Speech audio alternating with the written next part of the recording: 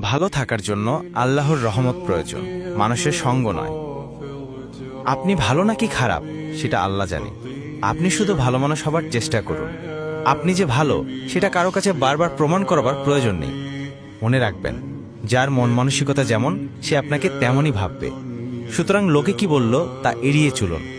যে যেমন সে ভাবেও তেমন, ওই সবে মন দিতে নাই। ইয়া আল্লাহ, আমাকে সেই লোকদের হাত থেকে রক্ষা করুন যারা আমার মুখের সামনে হাসে কিন্তু পেছনে আমার নাম নষ্ট করে, আমার বদনাম করে।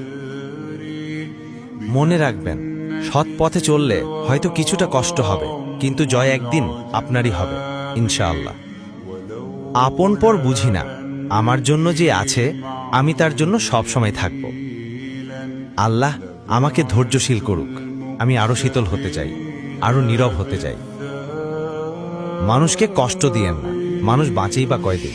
মানুষের বদদোয়া মানুষকে ভালো থাকতে দেয় না। আজকে রাতে মারা গেলে কালকে সকালে মাটি দিয়ে আসবে। কিসের অহংকার, কিসের নাটক? এই দুনিয়ায় সবকিছুই মিথ্যা। মনে রাখবেন, কর্মফল খুব ভয়ানক জিনিস। আজ আপনি যা করবেন কাল তাই ফিরে পাবেন।